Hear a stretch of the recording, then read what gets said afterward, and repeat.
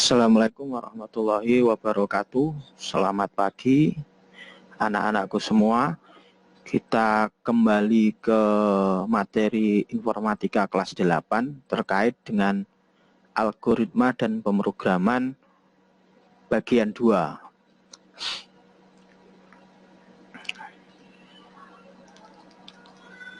Oke, secara peta konsep kita nanti akan belajar algoritma pemrograman itu, yaitu yang pertama adalah bentuk. Di dalam bentuk ada pseudocode, kemudian flowchart. Sedangkan flowchart pernah kita bahas di sesi yang satu kemarin. Kemudian variabel ya sama, kemarin sudah kita membahasnya, nanti kita ulang kembali. Kemudian perulangan itu adalah ada repeat satu kali, kemudian repeat until, kemudian ada forever. Selanjutnya ada percabangan ya. Percabangan dengan satu kondisi, kemudian dua kondisi, selanjutnya ada 3 atau lebih. Tapi dalam pembelajaran ini di kelas 8 ini, nanti saya jelaskan satu contoh aja ya, tidak semuanya kita pelajari dari keseluruhan itu. Kita coba struktur dasar algoritma ya. Di dalam algoritma itu ada struktur, ada 3. Yang pertama adalah algoritma sekuensi ya, atau sequential algorithm ya. Algoritma yang langkah-langkahnya dikerjakan atau dieksekusi secara urut dari awal hingga akhir sesuai dengan urutannya. Ini sekuensi, sehingga pengertiannya yaitu algoritma ini akan selalu berurutan ya, akan selalu berurutan dari tahap 1 sampai tahap berikutnya itu secara urut. Kemudian algoritma perulangan yaitu looping algorithm ya.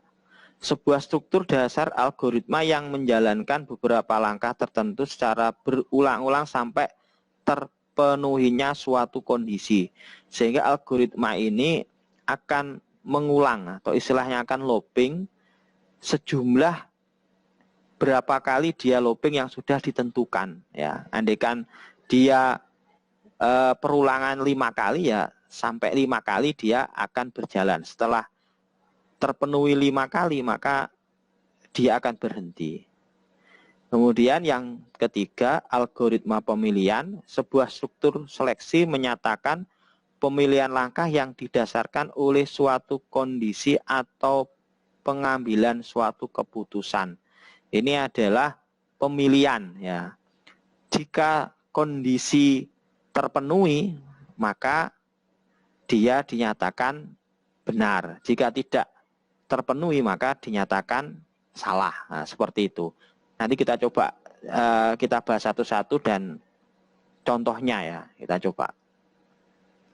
Kemudian ada variabel, suatu tempat yang digunakan untuk menampung data di memori yang mempunyai nilai yang dapat berubah-ubah selama proses program. Ini di sesi 1 kemarin sudah kita jelaskan, itu apa itu variabel, sudah jelas sekali. Kemudian pseudocode, rangkaian instruksi yang menggambarkan langkah-langkah untuk menyelesaikan masalah. Nah, ini ya pengertiannya seperti itu. Kemudian flowchart ya sudah kita bahas kemarin, diagram yang mewakili kumpulan dari instruksi-instruksi yang ditampilkan dengan menggunakan simbol standar untuk menggambarkan instruksi yang berbeda-beda. Nah, dasar pembuatan program nanti adalah flowchart ini ya. Sehingga kita nanti akan melihat flowchartnya kayak apa, alurnya kayak apa, baru kita membuatkan programnya. Kita lanjut. Nah, kita akan membahas tentang sekuensial ya, algoritma sekuensial. Gimana untuk menyelesaikan algoritma ini ya. Standar dalam menyelesaikan semua algoritma itu punya langkah-langkah sebagai berikut ya. Yang pertama, definisikan masalah. Yang pertama, definisikan masalah. Menjadi masalah menjadi 3 komponen. Yang pertama input ya, inputannya apa saja. Kemudian proses, yang ketiga output ya, hasilnya. Ini dalam sebuah algoritma ini seperti itu ya langkah-langkahnya. Yang kedua, menyusun solusi algoritma dengan menggunakan skudot. Kita lanjut. Contoh ya, kita ada contoh di sekuensi. Contoh kasus.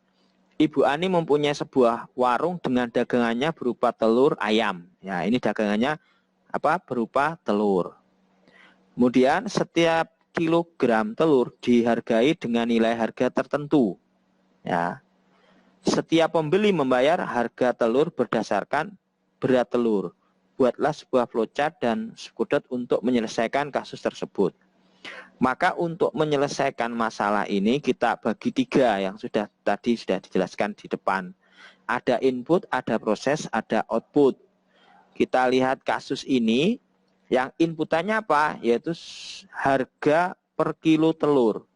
Ya, yaitu kita kasih istilahnya variabelnya adalah harga. Kemudian berat pembelian, maka variabelnya adalah berat ya, seperti ini. Kemudian kita masuk ke proses. Yang pertama adalah mulai, yang kedua masukkan harga telur per kilogram, itu adalah harga. Ya, ini diproses. Yang ketiga masukkan berat, maka berat pembelian dari telur.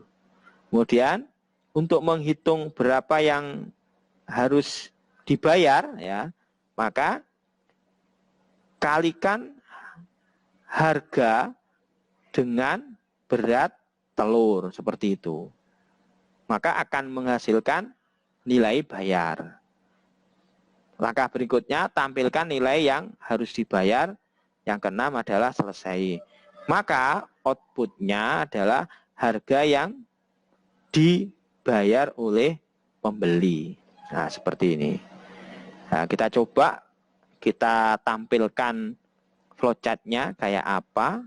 Nah, flowchartnya seperti ini. Yang pertama adalah start, yang kedua di inputannya kita pakai variabel harga telur ya, harga. Kemudian ada berat telur ya. Kemudian diproses bayar, maka harga telur dikalikan dengan berat telur. Maka akan ada hasil. Setelah ada hasil adalah kita stop. Seperti itu. Kita lanjut. Kita akan melihat gimana proses programnya kayak apa di Scratch itu. Perhatikan ya. Dari contoh di atas, kalau kita buat di program Scratch ya, maka dari kasus tadi yaitu tentang pembelian telur berapa kilogram ya yang harus dibayar. Ini kalau kita lihat di programnya seperti ini, Anda perhatikan ya, ini cara membacanya. Ketika kita klik ya bendera biru ini nanti, maka program akan menjalankan ya eksekusi programnya. Coba kita jalankan. Yang pertama yang akan ditanyakan sesuai flowchart yang sudah kita buat yaitu harga telur ya. Di sini kita harus masukkan nilai harga telurnya berapa. Andai kan 1 kilo kita hargai 12.000 seperti ini. Kita masukkan, kemudian kita tombol enter ya.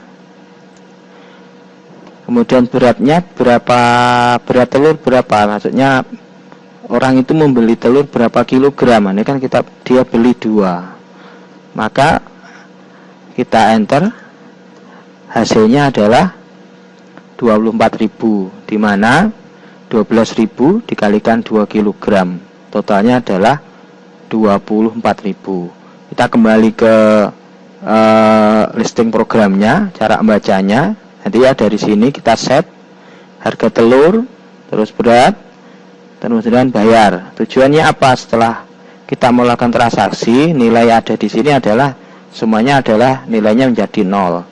Kemudian kita inputkan ya, di inputan tadi.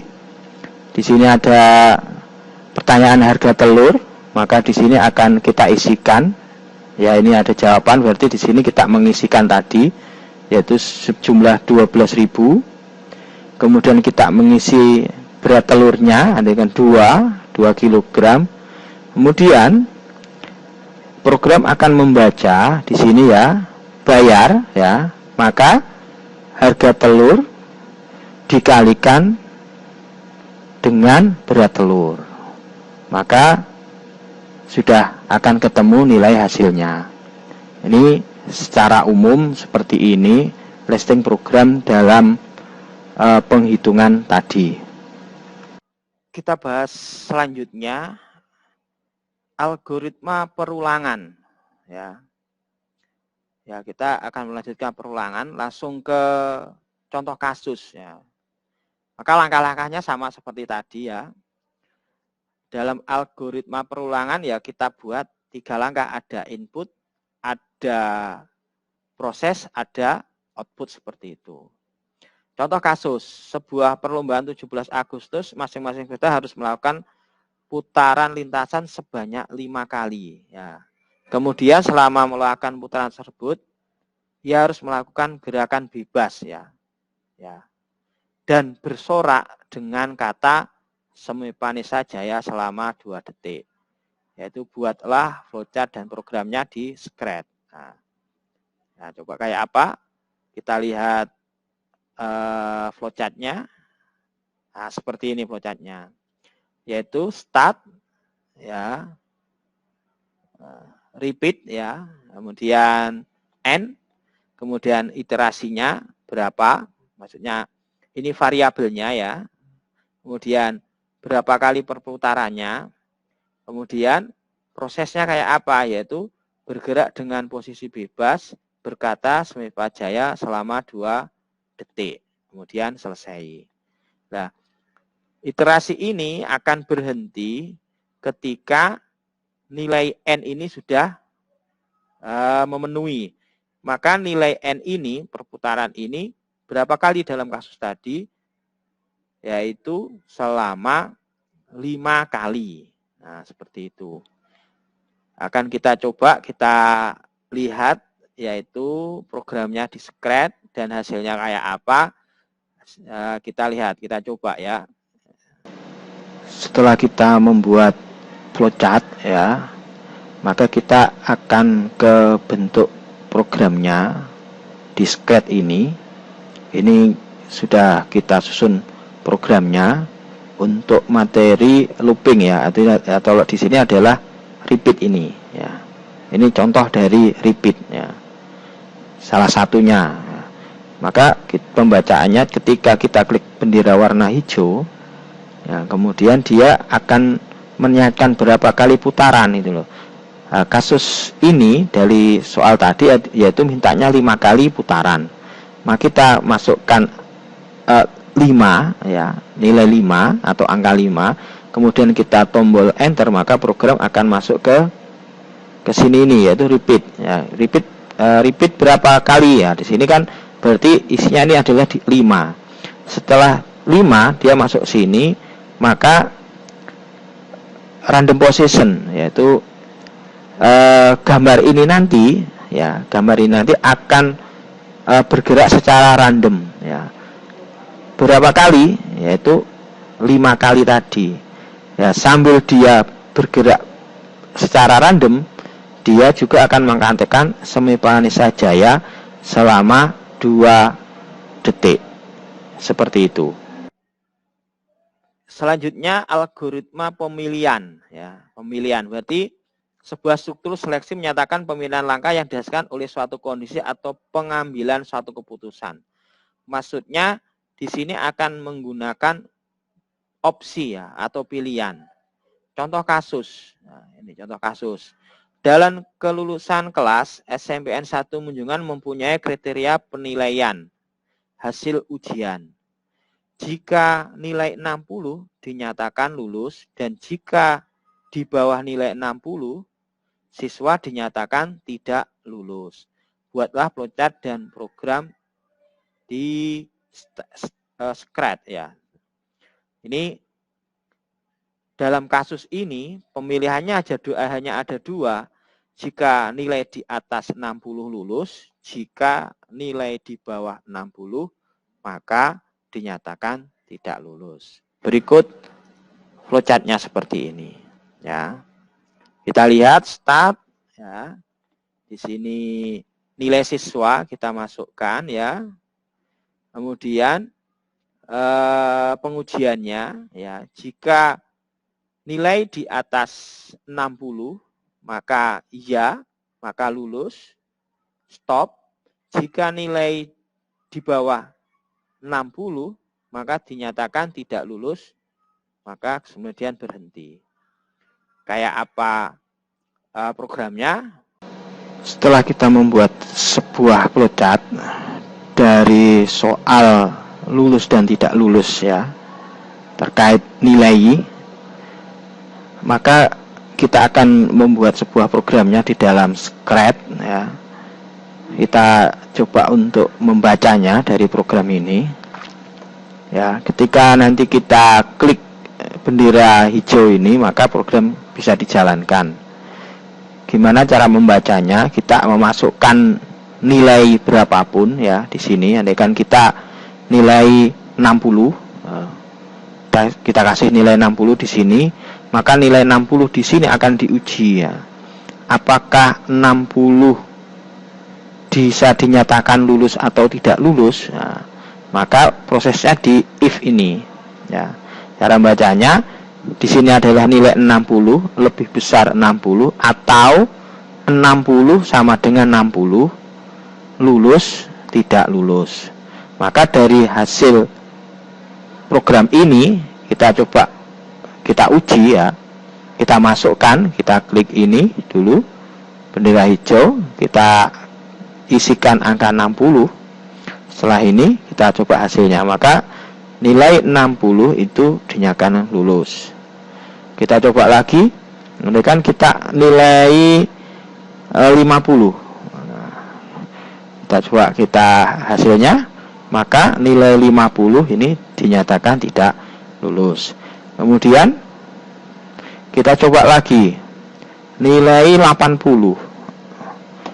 Hasilnya maka nilai 80 dinyatakan lulus, seperti itu.